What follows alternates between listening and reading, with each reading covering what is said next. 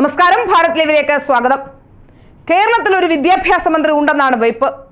പക്ഷേ വിദ്യാഭ്യാസ വകുപ്പൊക്കെ ഉണ്ടെങ്കിലും വിദ്യാഭ്യാസത്തെക്കുറിച്ച് യാതൊന്നും ചിന്തിക്കാത്ത, വിദ്യാഭ്യാസം ഉണ്ട് എന്ന് പറയപ്പെടുന്നുണ്ടെങ്കിലും എഴുതാനും വായിക്കാനും പോലും അറിയാത്ത, കൃത്യമായ ഒരു കാര്യം പറഞ്ഞു വെക്കാൻ അറിയാത്ത ഒരു വിദ്യാഭ്യാസ മന്ത്രിയാണ് നമുക്കുള്ളത്.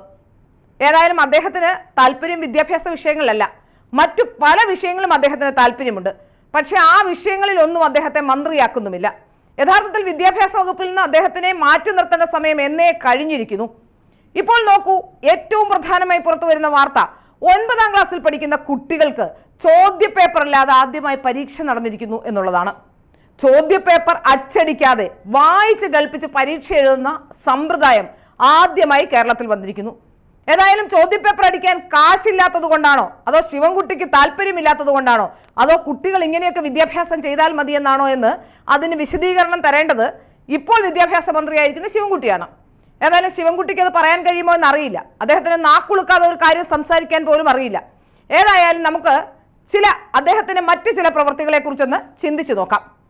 അദ്ദേഹം മറ്റു പല കാര്യങ്ങളിലും വളരെ താല്പര്യമെടുക്കുകയും അത്തരം വിഷയങ്ങളിൽ വ്യാപൃതനാവുകയും ചെയ്യുന്നു.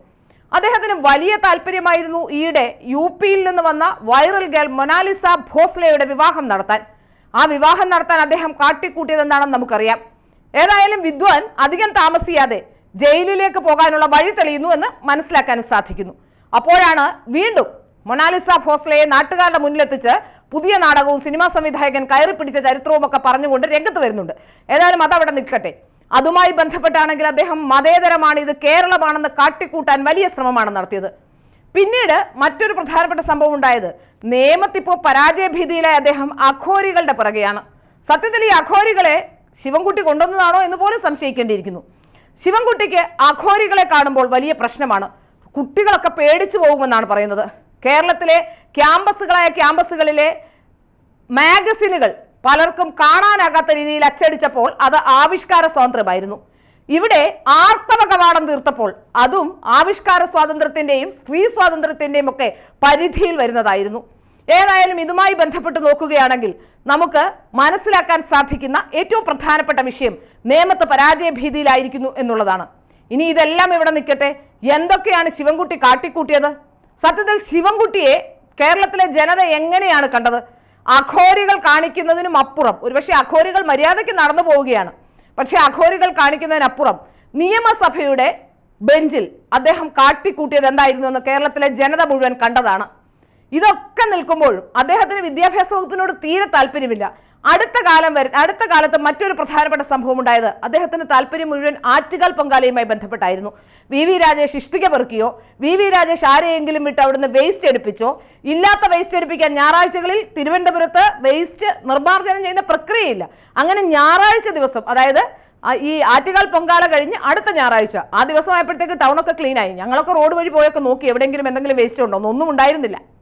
അപ്പോൾ ആ വേസ്റ്റ് നിർമ്മാർജ്ജനം ചെയ്യാനാണെന്ന് പറഞ്ഞുകൊണ്ട് പുതിയ തന്ത്രങ്ങൾ ഒരുക്കുക.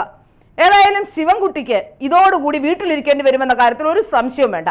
നേമത്ത് ശബരിനാഥൻ കൂടി മത്സരരംഗത്തെത്തുമ്പോൾ 3ാം സ്ഥാനത്തേക്ക് പോകാനുള്ള സാധ്യതയുണ്ടോ എന്ന് പോലും സംശയിക്കേണ്ടിയിരിക്കുന്നു. മാത്രമല്ല, രാജീവ് ചന്ദ്രശേഖരോട് മത്സരിക്കാനുള്ള ഒരു യോഗ്യതയും ഇല്ലാത്ത ഒരാളാണ് ശിവൻകുട്ടി എന്ന കാര്യത്തിലും സംശയം വേണ്ട. അപ്പോൾ അഘോരികളെ ഇനിയും ശിവൻകുട്ടി എങ്ങാനും ഇറക്കിയതാണോ എന്ന് സംശയിച്ചാൽ പോലും നമുക്ക് തെറ്റു പറയാനാവില്ല. കാരണം രാജീവ് ചന്ദ്രശേഖർ വളരെ വ്യക്തമായി പറഞ്ഞിട്ടുമുണ്ട്, ഞാനല്ല അങ്ങനെ അഘോരികളെ കൊണ്ടുവന്നതെന്ന്. എന്നാൽ ഈ വാർത്ത ആദ്യം റിപ്പോർട്ട് ചെയ്തതോ റിപ്പോർട്ടർ ചാനലുകാർ. റിപ്പോർട്ടർ ചാനൽ CPM-ന്റെ B ടീമാണെന്ന് ആർക്കാണ് അറിയാത്തത്? അവർക്കാണ് പെട്ടെന്ന് വിവരം കിട്ടിയതും അവരാണ് റിപ്പോർട്ട് ചെയ്യാനെത്തിയതും. അതുകൊണ്ട് തന്നെ ഈ അഘോരികൾ ആരുടെ നോമിനികളാണ് എന്ന സംശയവും ബാക്കിയാവുകയാണ്. ഏതായാലും നടപ്പിലും പ്രവൃത്തിയിലും ചില മാനറിസങ്ങളിലുമൊക്കെ അഘോരികളുമായി ഏറെ ബന്ധമുള്ള ശിവൻകുട്ടി പറയുന്നത് കുട്ടികളൊക്കെ പേടിച്ചു പോകുമെന്നാണ്. ഏതായാലും ശിവൻകുട്ടിയെ പേടിച്ചില്ലെങ്കിൽ നാട്ടുകാർക്ക് ജീവിക്കാൻ കഴിയാത്ത അവസ്ഥയാണെന്ന് എല്ലാവർക്കും അറിയാം. ശിവൻകുട്ടിയെ പേടിക്കാത്ത കുട്ടികൾക്ക് സാധാരണഗതിയിൽ ഈ അഘോരികളെ കണ്ടാൽ പേടി തോന്നണമെന്നില്ല. അതുകൊണ്ട് ശിവൻകുട്ടി ഇപ്പോൾ ചെയ്യേണ്ടത് ആദ്യം ആ വിദ്യാഭ്യാസ വകുപ്പിൽ, സാധാരണഗതിയിൽ പണ്ടൊക്കെ നമുക്കറിയാം പുസ്തകമൊക്കെ അല്പകാലം താമസിച്ചടിക്കുന്ന രീതി നമ്മൾ കണ്ടിട്ടുണ്ട്. പക്ഷെ ഒരു കാലത്തും ചോദ്യപേപ്പർ അടിക്കാത്ത, പരീക്ഷ കൃത്യമായി നടത്താത്ത ഒരു കാലവും ഉണ്ടായിട്ടില്ല. ഇടതുപക്ഷം വിദ്യാഭ്യാസ രംഗത്ത് വലിയ വിപ്ലവം സൃഷ്ടിച്ചു എന്നാണല്ലോ പറയുന്നത്. ഏതായാലും ചോദ്യപേപ്പറില്ലാത്ത പരീക്ഷ, ആ ചോദ്യപേപ്പർ അച്ചടിക്കാൻ കഴിയാത്ത നാണം കെട്ട വിദ്യാഭ്യാസ മന്ത്രിയായി, വിദ്യാഭ്യാസ രംഗത്ത് ഒന്നും ചെയ്യാൻ കഴിയാത്ത ഒരു വാചകം വായിക്കാൻ അറിയാത്ത വിദ്യാഭ്യാസ മന്ത്രിയായി ശിവൻകുട്ടി മാറി എന്ന കാര്യത്തിലും സംശയമൊന്നുമില്ല. അതുകൊണ്ട് ശിവൻകുട്ടി അപ്പൂപ്പൻ ഒരു കാര്യം ചെയ്യണം.